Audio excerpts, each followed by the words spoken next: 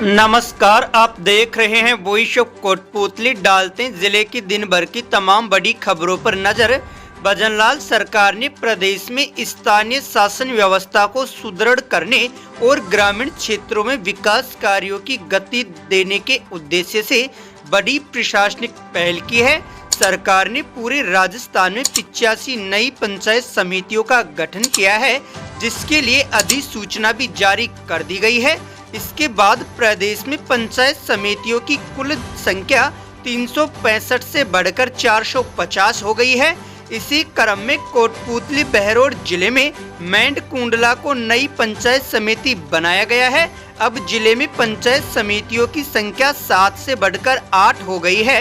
नई पंचायत समिति के गठन से स्थानीय ग्रामीणों को प्रशासनिक कार्यों, योजनाओं के क्रियान्वयन और विकास गतिविधियों में अधिक सुविधा मिलेगी। क्षेत्रवासियों में इस घोषणा को लेकर उत्साह देखा जा रहा है और इसे भविष्य के विकास के लिए महत्वपूर्ण कदम माना जा रहा है। कोटपूतली बहरोड जिले में कांग्रेस संगठन ने बड़ा बदलाव करते हुए पूर्व विधायक इंद्राज गुर्जर को पहला जिला कांग्रेस अध्यक्ष नियुक्त किया है। देर रात जारी जिला अध्यक्षों की सूची में उनका नाम आते ही बहरोड स्थित अलवर रोड पर कांग्रेस कार्यालय के बाहर कार्यकर्ताओं ने जमकर पटाखे फोड़े और मिठाइयां बांटकर खुशी का इजहार किया।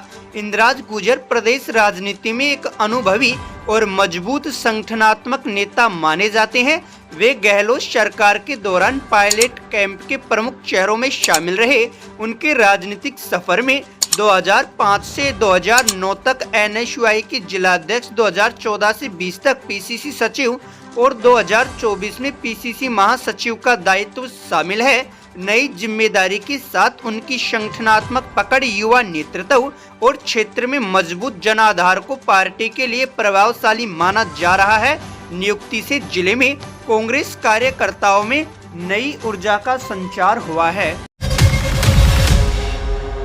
अखिल राजस्थान राज्य कर्मचारी संयुक्त महासभा की संघर्ष चेतना यात्रा नवगठित कोटपूतली बहरोड जिले में पहुंची, जहां ग्राम पूतली स्थित श्री देवनारायण मंदिर पर यात्रा का भव्य स्वागत किया गया।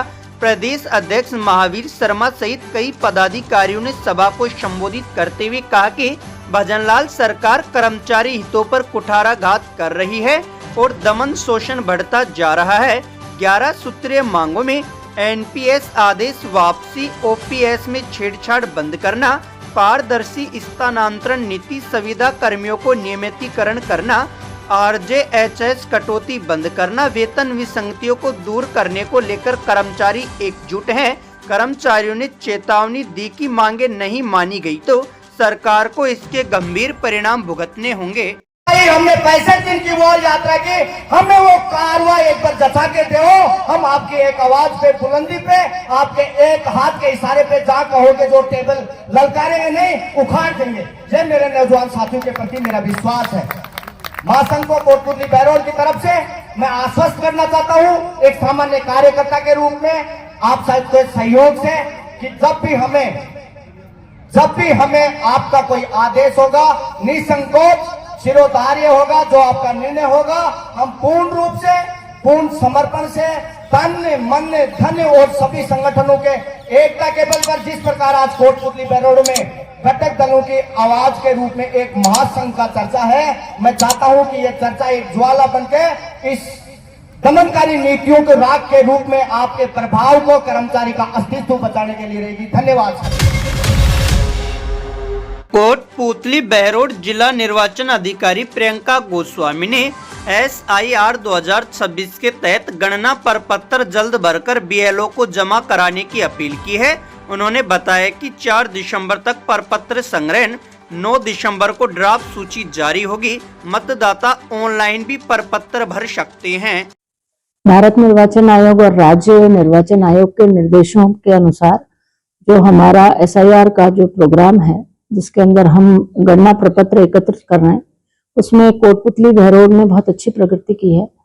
आज जब हम बात कर रहे हैं तो हम 50% से ऊपर गणना प्रपत्र हमारे जो वोटर्स हैं उनसे प्राप्त करके और डिजिटाइज कर चुके हैं। हमारे BLOs 926 के आसपास हमारे BLOs फील्ड में हैं, घर घर जा रहे हैं। हर निर्वाचक के घर पर कई बार वो जाके और गणना प्रपत्र भरने में भी उनकी मदद कर रहे हैं। तो मेरा सभी कोटपुतली बहरोड जिले के निर्वाचकों से अनुरोध है, निवेदन है कि जो बीएलओ आ रहे हैं आपके घर पर, उनका आप कृपया सहयोग कीजिए।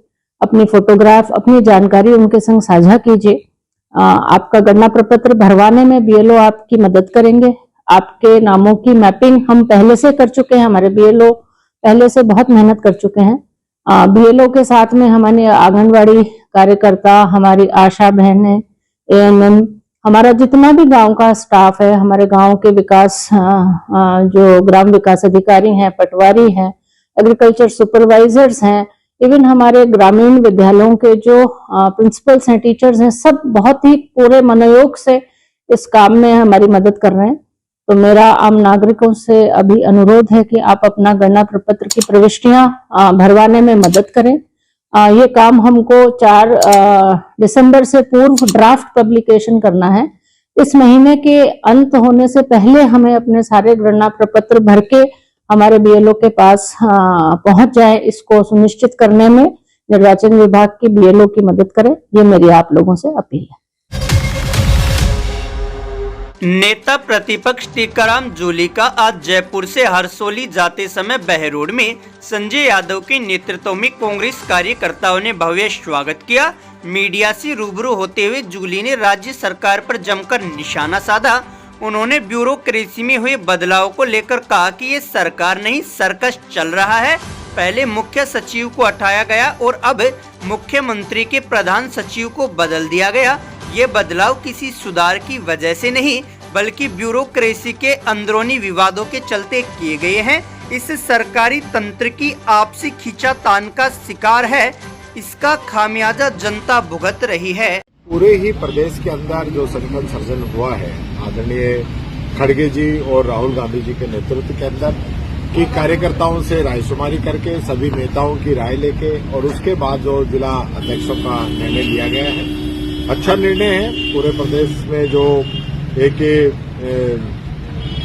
कास्ट कॉम्बिनेशन का भी ध्यान रखा गया है, सोशल इंजीनियरिंग अपनाई गई है और जो कांग्रेस के वर्कर हैं उनमें चाहे किसी को रिपीट भी करना पड़ा हो, चाहे कोई विधायक भी हो, चाहे पूर्व विधायक भी हो, सब लोगों को इसके अंदर मौका दिया है। पूर्व मंत्रियों को भी इसके अंदर मौका दिया गया है। ब्यूरोक्रेसी में बड़ा बदलाव किया गया। सीएस जैसे जो थे पंच साहब, जैसे वो दिल्ली चले गए, नए को लगा दिया है। क्या मानते हैं सरकार के इसमें? देखिए, हम तो पहले दिन से कह रहे हैं कि सरकार नहीं, सर्कस चल रहा है। अब पहले सीएस बदल दिया, अब प्रिंसिपल सेक्रेटरी सीएम बदल दिया। इनके बदलने से क्या होगा? जब तक आप पूरा मंत्रिमंडल नहीं बदलो, तब आप बहुत जल्दी देखेंगे तो इस सरकार का जो है मंत्रिमंडल की भी इसी प्रकार से एक चिट्ठी आएगी दिल्ली से और इनको भी चेंज किया जाएगा, क्योंकि जो परफॉर्मेंस है वो जीरो है।